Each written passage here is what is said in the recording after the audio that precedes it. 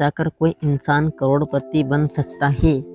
सुनने में यह किसी मोटिवेशनल जैसा लगता है, लेकिन सच है कि लाखों भारतीय हर महीने एसआईपी के जरिए अपने भविष्य के लिए पैसा निवेश कर रहे हैं। लेकिन सबसे बड़ा सवाल यह है, अगर एसआईपी इतनी अच्छी है तो हर कोई अमीर क्यों नहीं बन सकता। नमस्कार मित्रों, आज की इस वीडियो में हम बिना किसी झूठे वादे और बिना किसी फर्जी के इस वीडियो में हम आपको बताएंगे कि आखिर एसआईपी काम कैसे करती है, इसमें पैसा कैसे बढ़ता है और किन गलतियों की वजह से लोग नुकसान उठा लेते हैं। मान लीजिए आपके पास में 50,000 है, क्या आपको एक साथ निवेश करना चाहिए या हर महीने?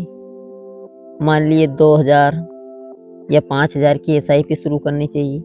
ज़्यादातर लोग यही गलती करते हैं, उन्हें लगता है कि एसआईपी कोई अलग स्कीम है, लेकिन सच्चाई यह है कि एसआईपी कोई निवेश इन्वेस्टमेंट नहीं है। एसआईपी निवेश करने का एक तरीका है। मित्रों, जैसे आप हर महीने बिजली का बिल भरते हैं, वैसे ही एसआईपी में हर महीने एक तय तारीख पर आपके बैंक खाते में एक तय रकम आप निवेश हो जाती है। यानी एसआईपी एक सिस्टम इन्वेस्टमेंट प्लान है। लेकिन अब असली सवाल, अगर आप हर महीने सिर्फ 2,000 रुपये जमा करते हैं तो कुछ साल बाद यह लाखों रुपए कैसे बन जाते हैं? क्या बैंक आपको इतना ब्याज देता है या इसमें कोई जादू है? तो नहीं मित्रों, इसका जवाब छिपा है दो चीज़ों में, नियमित निवेश और कंपाउंडिंग। यहाँ दोनों चीज़ें छोटे छोटे निवेश को समय के साथ बड़ी रकम में बदल सकती है। लेकिन कंपाउंडिंग आखिर काम कैसे करती है, क्यों इसमें सबसे बड़ी ताकत बन जाता है? दोस्तों, मैं अगर आपको आसान भाषा में समझाऊं एक कहानी की तरह, तो मान लीजिए दो दोस्त हैं, राहुल और अमित। दोनों दोस्त हर महीने 5,000 रुपये निवेश करते हैं। और मान लीजिए फ़र्क सिर्फ इतना है कि राहुल 25 साल की उम्र में एसआईपी शुरू करता है, जबकि अमित 35 साल की उम्र में। सवाल है, दोनों एक जैसी रकम निवेश की, फिर रिटायरमेंट तक किसके पास ज़्यादा पैसा होगा? यहीं से शुरू होती है कंपाउंडिंग की असली ताकत। मित्रों, कंपाउंडिंग का मतलब है सिर्फ आपके पैसे पर ही नहीं, बल्कि उस पैसे से हुए मुनाफे पर भी आगे मुनाफा मिलना। इसे ऐसे समझिए, अगर आपका निवेश बढ़ता है तो अगले साल रिटर्न सिर्फ आपकी जमा हुई रकम पर भी नहीं, बल्कि पिछले साल के मुनाफे पर भी मिलने लगता है। यही वजह है कि शुरुआत में निवेश धीरे धीरे बढ़ता है, लेकिन कई साल बाद उसकी रफ्तार तेज हो जाती है। इसलिए बड़े निवेश को कहते हैं कि यानी सही समय ढूंढने से ज़्यादा जरूरी है कि आप जल्दी शुरुआत करें और लंबे समय तक निवेश करें। लेकिन एक और सवाल है, एसआईपी का आखिर पैसा जाता कहाँ है? मित्रों, क्या बैंक में उसे अपने पास रख लेता है?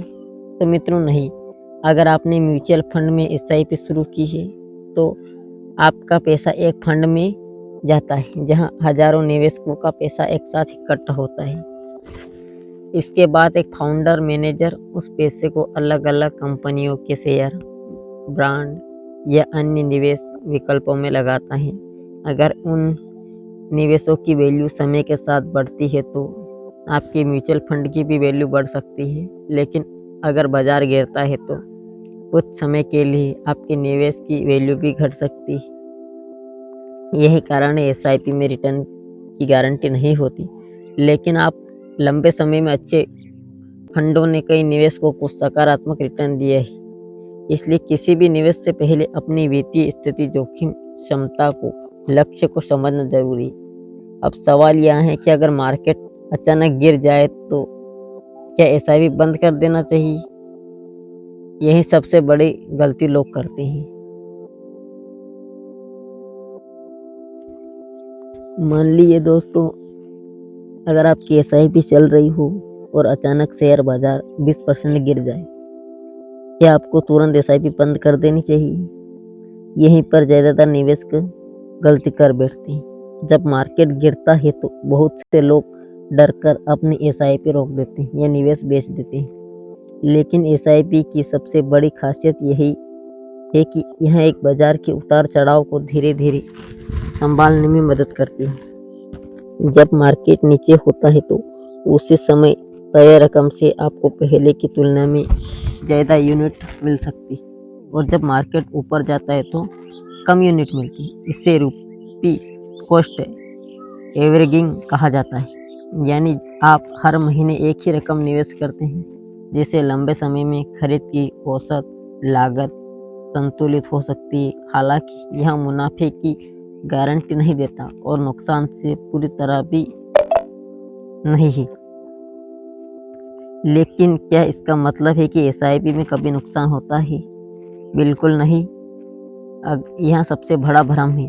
अगर आप सिर्फ 6 महीने 1 साल के लिए निवेश करते हैं तो बाजार की गिरावट के कारण आपके निवेश की वैल्यू कम भी हो सकती है। इसलिए विशेषज्ञ अक्सर कहते हैं कि इक्विटी म्यूचुअल फंड एसआईपी को लंबी अवधि जैसे 5 साल या उससे अधिक के नज़रिए से देखकर बेहतर माना जाता है।